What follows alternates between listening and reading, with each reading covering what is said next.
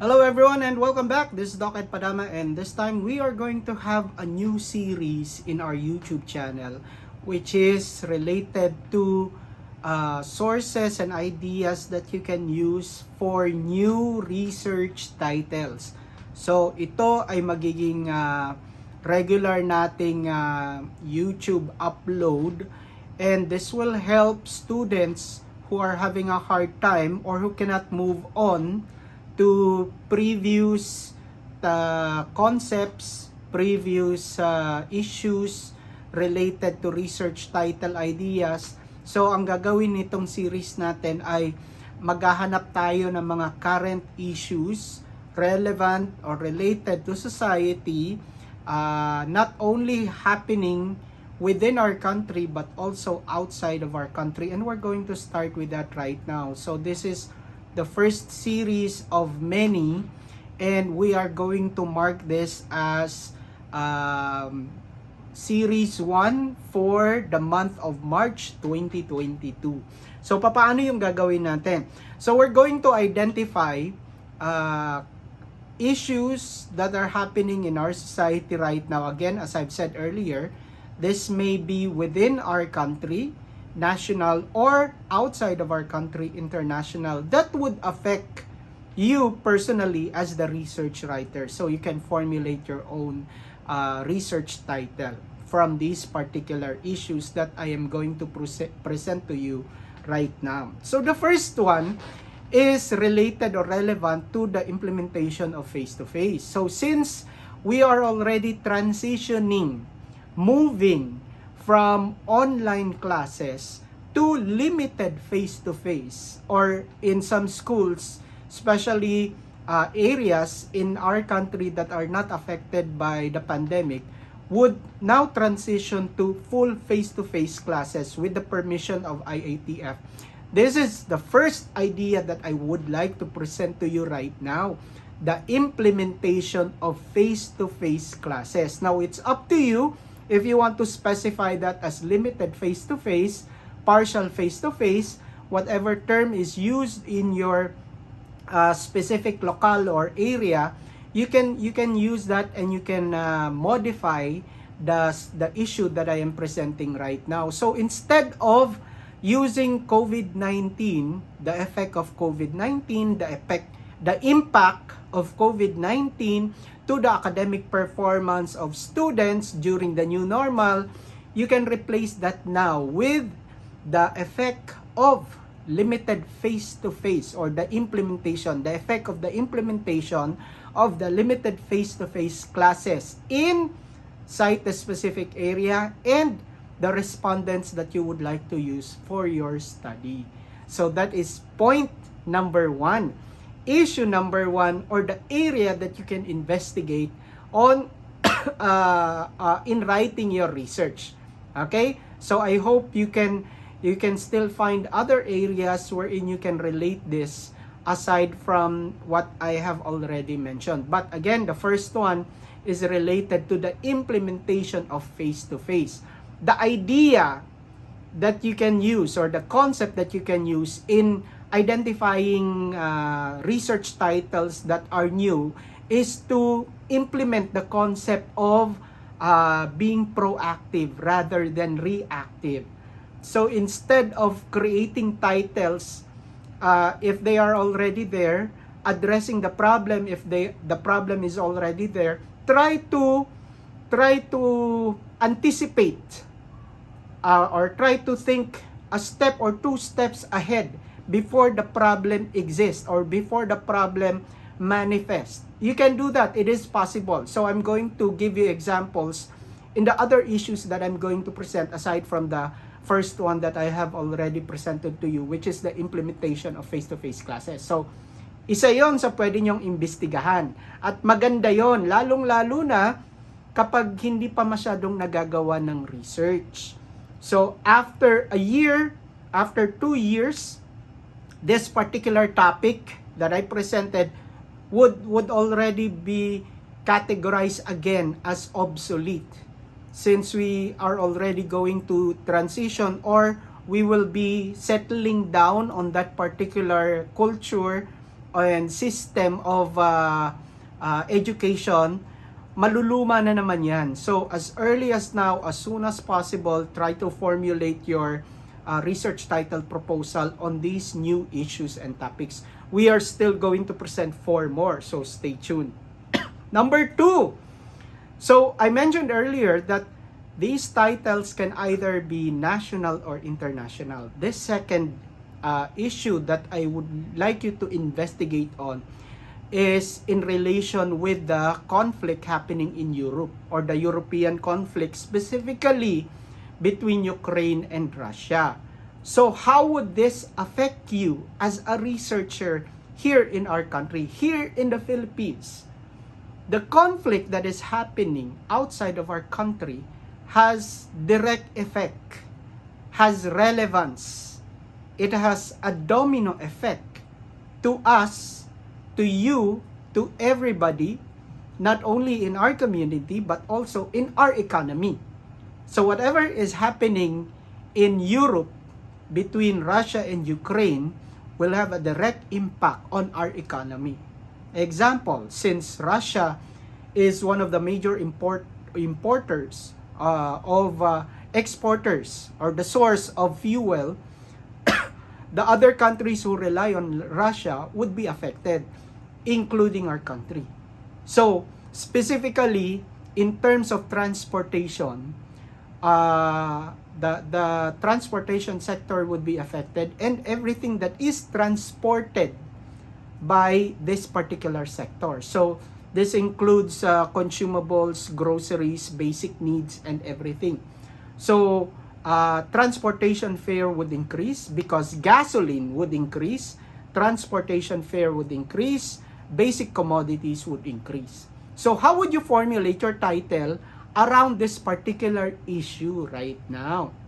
So again, it depends on what you are going to, the goal of your research. So if you want to identify the effect of the European conflict to the transportation sector in the Philippines, then that's already that's already a research title that you can use and propose.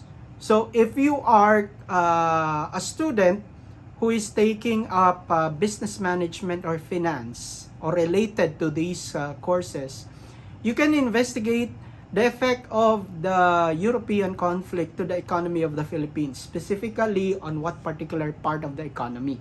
Okay, so again, that's another area that you can use, relating that to what we call the European conflict right now, what is happening right now.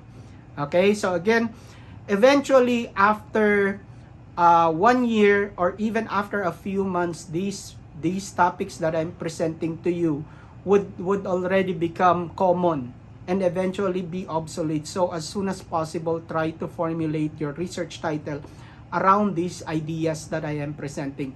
So this is idea or issue number 2. Issue number 3, where you can form your research title around, would be the upcoming, again, I said, for you to be able to go beyond what I am presenting right now and try to think of other topics, is to think ahead.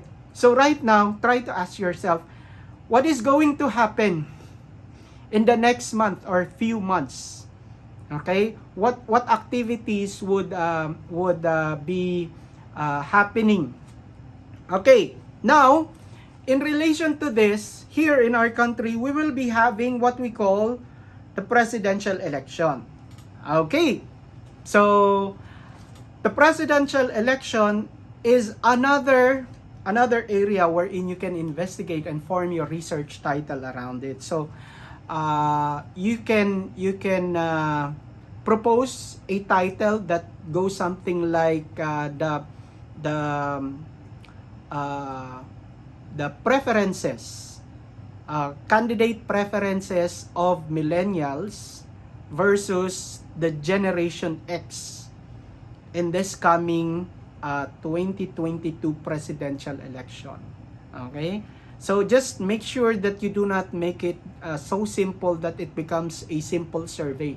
So what I presented to you is already a correlation between the preferences of presidential candidate preferences of millennials versus the preferences of Gen X. So you want to correlate this and try to find out what is there a relationship between the preferences of the two if you are trying to look at trying to identify the correlation of the two. If not, you just focus on one group, either Gen X, millennials, Gen Z,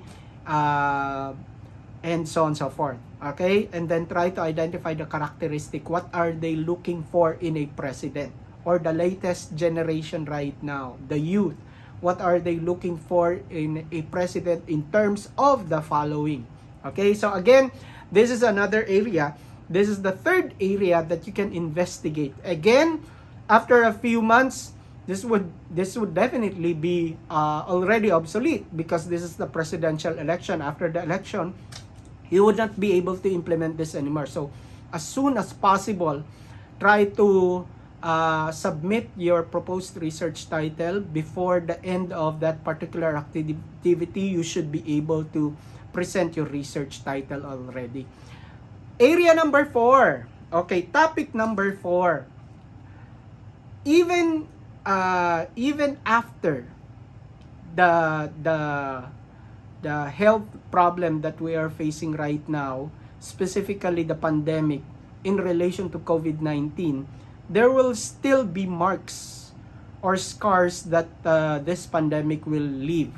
Okay, specifically on the mental health of both students and teachers.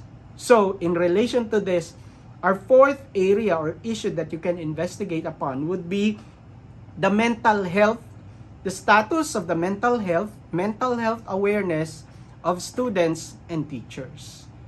Okay, again, this would last longer than the pandemic because even after the pandemic, there will still be effects. The mental health effects of online learning or COVID-19 during the new normal of education. Okay, so again, you can investigate this particular area. So this would fall under students who are engaged in allied medical services or students who are taking up psychology and so on and so forth. Okay, next, the fifth and the last topic that I would like to share with you right now regarding issues that you can investigate is related to this, disaster risk prevention. Since we are transitioning from online going to face-to-face, why not investigate the preparedness of institutions, not hospitals, particularly schools. The preparedness of schools in facing disaster, like not necessarily earthquake, fires, and those particular disasters. But if in case a a student gets positive for COVID-19, how prepared or the level of preparedness of a particular school in managing COVID-19 positive students. Okay, that's already another idea that you can use around this particular topic. So this is the level of preparedness of institutions regarding disaster or risk management. Okay, so again, these are ideas that you can use. In the last one, disaster risk management or the level of preparedness of institutions related to disaster risk management, you can also include there or attach in your title in the midst of, and you can combine face-to-face implementation. So again, that would be a very timely research title proposal, specifically in this particular time. So if you're going to watch this video 2 months, 3 months after it has been posted, then again, this would already be considered common and then eventually obsolete. So I hope you'd be able to use all of these ideas that I have presented regarding these particular areas, and will try to make this series as frequent as possible so we can update you, and for you to also avoid presenting or proposing titles that are already common in the research community. So again, before I end, I would like to ask your help to please subscribe to my YouTube channel. Help my YouTube channel by subscribing. Click the notification bell to alert you when a new video is coming. And there will be suggested videos on the side of your screen. If you are having dilemmas or problems in writing your research paper, suggested videos for research writing will appear on the side of your screen, and then at the bottom will be the icon wherein when you click that, it will directly divert you to my site wherein you can already subscribe. So again, thank you very much everyone. Stay safe, God bless, and see you on our next video. This is Doc Ed Padama. Bye.